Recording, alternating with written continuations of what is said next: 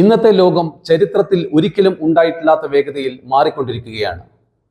മനുഷ്യന്റെ ബുദ്ധിശക്തിയും കഴിവുകളും ചിന്തകളും വിശകലനങ്ങളുമെല്ലാം ഇന്ന് വെല്ലുവിളിക്കപ്പെടുന്നു. മനുഷ്യബുദ്ധിയെപ്പോലെ തന്നെ ചിന്തിക്കാനും പഠിക്കാനും പ്രശ്നങ്ങൾ പരിഹരിക്കാനും തീരുമാനങ്ങൾ എടുക്കാനും കഴിയുന്ന യന്ത്രങ്ങളെയും കമ്പ്യൂട്ടറുകളെയും മനുഷ്യൻ തന്നെ വികസിപ്പിച്ചിരിക്കുന്നു. കൃത്രിമ ബുദ്ധി അഥവാ ആർട്ടിഫിഷ്യൽ ഇന്റലിജൻസ് ഇന്നത് മനുഷ്യനെ നിയന്ത്രിക്കാൻ തുടങ്ങിയിരിക്കുന്നു. ഒരു AI ടൂൾ ദിവസം 10,000 ആളുകളുടെ ജോലി ചെയ്യുന്നു. ചോദ്യങ്ങൾക്ക് മറുപടികൾ തരുന്നു, അപ്പോയിന്റ്മെന്റുകൾ ബുക്ക് ചെയ്യുന്നു, കസ്റ്റമർ സപ്പോർട്ട് ജോലികൾ ചെയ്യുന്നു, മെഡിക്കൽ റിപ്പോർട്ടുകൾ വായിച്ച് മരുന്നുകൾ കുറിച്ചു നൽകുന്നു, എക്സ്റേ, CT സ്കാൻ, MRI എന്നിവ വായിച്ച് രോഗനിർണയം ചെയ്യുന്നു, അതും ഒരു ഡോക്ടറേക്കാൾ വേഗത്തിൽ. പക്ഷേ അതിന് ശമ്പളം വേണ്ട, അവധിയും വേണ്ട. ഇത് നിങ്ങളെ ഭയപ്പെടുത്തുന്നില്ലേ? Welcome to my channel. I am different. ദൈനംദിന ജീവിതത്തിൽ നമ്മൾ കാണുന്ന പല കാര്യങ്ങൾക്കും പിന്നിൽ ഒരു അദൃശ്യ ശക്തി പ്രവർത്തിക്കുന്നുണ്ട്. അതാണ് ആർട്ടിഫിഷ്യൽ ഇന്റലിജൻസ് അഥവാ കൃത്രിമ ബുദ്ധി. നാം തന്നെ അറിയാതെ AI നമ്മുടെ ജീവിതത്തിന്റെ ഓരോ ഘട്ടത്തിലൂടെ കടന്നു പോകുന്നു. നിങ്ങൾ രാവിലെ ഉണരുമ്പോൾ തന്നെ നിങ്ങളുടെ മൊബൈൽ ഫോൺ AIയുടെ സഹായത്തോടെ നിങ്ങൾക്ക് ആവശ്യമായ നോട്ടിഫിക്കേഷൻ തരുന്നു. നിങ്ങൾ ദിവസവും ഉപയോഗിക്കുന്ന Google assistant, Siri, Alexa, ChatGPT എല്ലാത്തിൻ്റെയും പിറകിൽ AI ആണ്. ആമസോണിൽ നിങ്ങൾ സെർച്ച് ചെയ്ത ഒരു ഉൽപ്പന്നം പിന്നീട് നിങ്ങളുടെ ഫേസ്ബുക്കിലും ഇൻസ്റ്റഗ്രാമിലും കാണുന്നതിന് പിന്നിലും AI തന്നെ. അത് നിങ്ങൾക്ക് ഇഷ്ടപ്പെട്ട വസ്തുക്കളെയും മേഖലകളെയും മനസ്സിലാക്കി നിങ്ങൾക്ക് മുന്നിൽ ആഡുകളാക്കി നിങ്ങളെ ആകർഷിക്കുന്നു. യൂട്യൂബിൽ നിങ്ങൾ വാച്ച് ചെയ്ത ഒരു വീഡിയോയിലൂടെ നിങ്ങളുടെ അഭിരുചിയും താല്പര്യങ്ങളും മനസ്സിലാക്കി സമാന സ്വഭാവമുള്ള കണ്ടന്റുകൾ വീണ്ടും നിങ്ങൾക്ക് തരുന്നു. ഇന്ന് ആരോഗ്യപരമായ പ്രശ്നങ്ങൾ മുൻകൂട്ടി കണ്ടെത്താനും ചികിത്സാ രീതികൾ നിർദ്ദേശിക്കാനും ഹോസ്പിറ്റലുകൾ പോലും AI ടൂൾസ് ഉപയോഗിച്ചു തുടങ്ങിയിരിക്കുന്നു. ഗൂഗിൾ മാപ്പിൽ നിങ്ങൾ റൂട്ടുകൾ തിരയുമ്പോൾ ട്രാഫിക് ജാമുകളും റോഡ് ബ്ലോക്കുകളും സ്പീഡ് ട്രാപ്പുകളും മുന്നറിയിപ്പായി കാണിക്കുന്നത് എങ്ങനെയാണെന്ന് നിങ്ങൾ ചിന്തിച്ചിട്ടുണ്ടോ? മെഷീൻ ലേണിംഗ് ആൽഗരിതംസും റിയൽ ടൈം ഡാറ്റയും ചേർന്നുണ്ടാക്കുന്ന പ്രിഡിക്ഷൻ സിസ്റ്റത്തിന്റെ ഫലമാണത്. അതിന്റെ പിന്നിൽ പ്രവർത്തിക്കുന്നതും AI തന്നെ. നമ്മുടെ വീടിനകത്തുള്ള റോബോട്ട് വാക്വം ക്ലീനർ, സ്മാർട്ട് റെഫ്രിജറേറ്ററുകൾ, ഹോം സെക്യൂരിറ്റി ക്യാമറകൾ ഇതെല്ലാം തന്നെ ഡിസിഷൻ എടുക്കുന്നത് AIയുടെ സഹായത്തോടെയാണ്. പുതിയ കാലത്തെ വീട്ടമ്മമാർക്ക് AI ഒരു കൂട്ടുകാരിയാണ് എന്നതാണ് വാസ്തവം. ഇന്ന് AI കുറിച്ചുള്ള ഏറ്റവും വലിയ ആശങ്കകളിലൊന്ന് തൊഴിലവസരങ്ങളിൽ അതിൻ്റെ സ്വാധീനമാണ്. ഓട്ടോമേഷൻ കൂടുതൽ പുരോഗമിക്കുമ്പോൾ അത് വിവിധ മേഖലകളെ തൊഴിൽ നഷ്ടത്തിലേക്ക് നയിക്കുമെന്ന് പലരും ഭയപ്പെടുന്നു. അമേരിക്കയിലെയും യൂറോപ്പിലെയും ചൈനയിലെയും നൂറുകണക്കിന് കമ്പനികൾ ഇന്ന് AI ഉപയോഗിച്ച് customer service, data analysis, medical diagnosis പോലുള്ള മേഖലകളിൽ മനുഷ്യരുടെ ആവശ്യം കുറച്ചു തുടങ്ങിയിരിക്കുന്നു. ഇന്ത്യയിലെ വലിയ IT കമ്പനികളായ ഇൻഫോസിസ്, ടെക് മഹീന്ദ്ര, വിപ്രോ തുടങ്ങിയവയും ഉദ്യോഗാർത്ഥികളെ ഹയർ ചെയ്യുന്നത് കുറച്ചു തുടങ്ങി. മികച്ച വിദ്യാർത്ഥികൾക്ക് പോലും IT കമ്പനികളിൽ ഇന്ന് പ്രവേശനം കുറവായി തുടങ്ങി. ഏറ്റവും പുതിയ റിപ്പോർട്ടുകൾ പ്രകാരം ഇന്ത്യയിൽ മാത്രം 75 ലക്ഷം തൊഴിൽ സാധ്യതകൾ AI കാരണം മാറ്റമുണ്ടാകുമെന്ന് പറയുന്നു.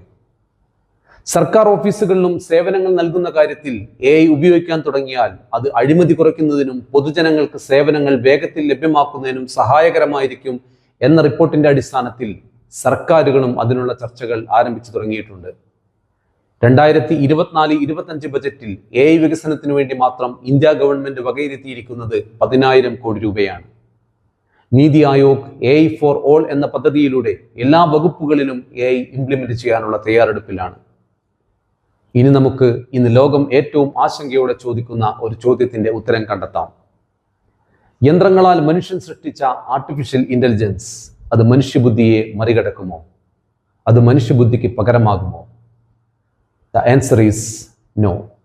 ഹോളിവുഡ് സിനിമകളും സയൻസ് ഫിക്ഷൻ നോവലുകളും AIയെ ലോകത്തെ കീഴടക്കുന്ന മനുഷ്യനെ പോലെയുള്ള റോബോട്ടുകളായി ചിത്രീകരിക്കുന്നുണ്ടെങ്കിലും AI സാങ്കേതിക വിദ്യയുടെ നിലവിലെ പരിണാമം അത്ര ഭയാനകമല്ല, അല്ലെങ്കിൽ അത്ര ബുദ്ധിപരമല്ല എന്ന് വേണം പറയാൻ. AI എന്നതൊരു സാങ്കേതിക വിദ്യയാണ്. അത് മനുഷ്യന് അവന്റെ ലക്ഷ്യങ്ങൾ നേടാൻ സഹായിക്കുന്ന ഒരു ഉപകരണം മാത്രമാണ്. മനുഷ്യന്റെ കഴിവുകളെ പൂർണ്ണമായും മാറ്റിസ്ഥാപിക്കാനുള്ള കഴിവ് AIക്കില്ല. ആത്യന്തികമായി AI എന്നത് മനുഷ്യബുദ്ധിക്ക് പകരമാകുന്നില്ല. അതിന് പാറ്റേണുകൾ തിരിച്ചറിയാം, തീരുമാനങ്ങൾ എടുക്കാം, സൊല്യൂഷനുകൾ കണ്ടെത്താം.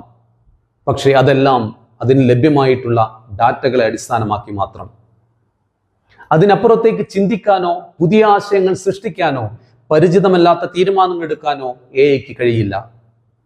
AI വികാരങ്ങളില്ല. തീരുമാനങ്ങൾ എടുക്കുന്നതിൽ നിർണായക പങ്ക് വഹിക്കുന്നത് വികാരങ്ങളാണ്.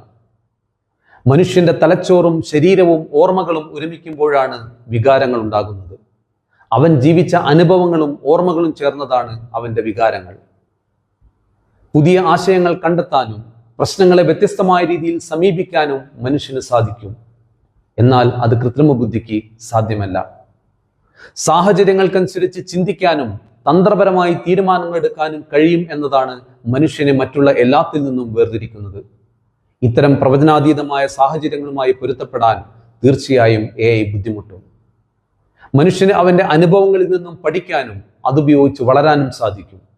ഈ കാര്യത്തിൽ കൃത്രിമ ബുദ്ധിക്ക് ചില പരിമിതികളുണ്ട്. മനുഷ്യൻ ഭാവങ്ങളിൽ നിന്നും ദുഃഖത്തിൽ നിന്നും സന്തോഷത്തിൽ നിന്നുമാണ് വളരുന്നത്. അവൻ സ്വയം ബോധമുള്ള ഒരു ജീവിയാണ്. അവന്റെ ചിന്തകളെയും വികാരങ്ങളെയും കുറിച്ച് അവന് കൃത്യമായി അറിയാം. ഈ സ്വയം ബോധം കൃത്രിമ ബുദ്ധിക്ക് ഇനിയും എത്തിപ്പിടിക്കാൻ കഴിഞ്ഞിട്ടില്ല എന്നതാണ് വാസ്തവം.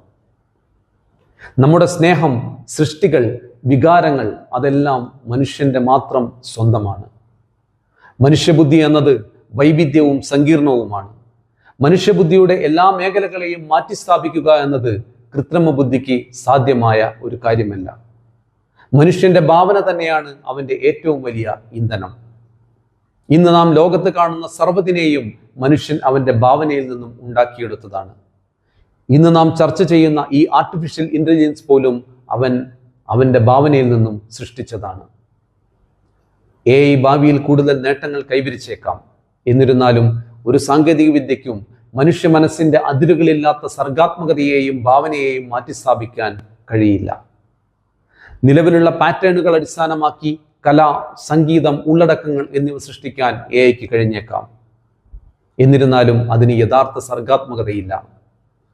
സംസാരങ്ങളിലൂടെയും മുഖഭാവത്തിലൂടെയും വികാരങ്ങളെ വിശകലനം ചെയ്യാനും തിരിച്ചറിയാനും AI കഴിയും. പക്ഷേ അതിന് സ്വയം വികാരങ്ങൾ അനുഭവിക്കാനുള്ള കഴിവില്ല.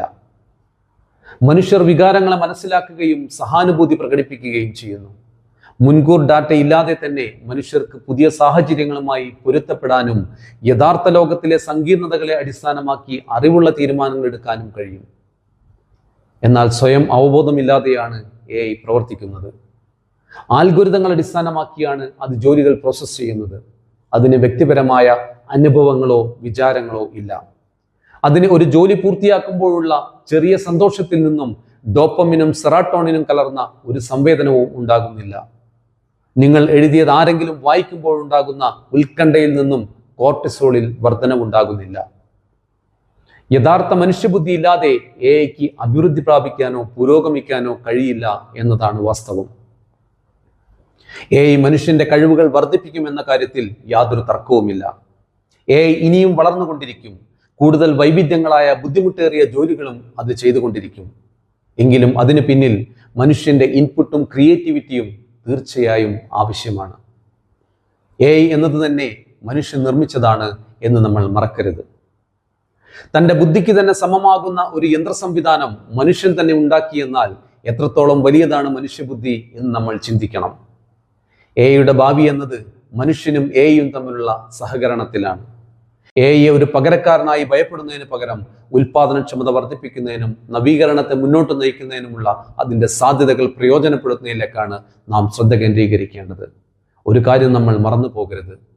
AI ഇല്ലാതിരുന്ന കാലത്ത് തന്നെ മനുഷ്യൻ ചന്ദ്രനിലെത്തിയിട്ടുണ്ട്, ആറ്റത്തെ വിഭജിച്ചിട്ടുണ്ട്, ജീവിതം മാറ്റിമറിച്ച ശാസ്ത്ര സിദ്ധാന്തങ്ങൾ കണ്ടെത്തിയിട്ടുണ്ട്. സംശയമില്ല, AI is an amazing tool, but the real intelligence is you. Thank you for watching.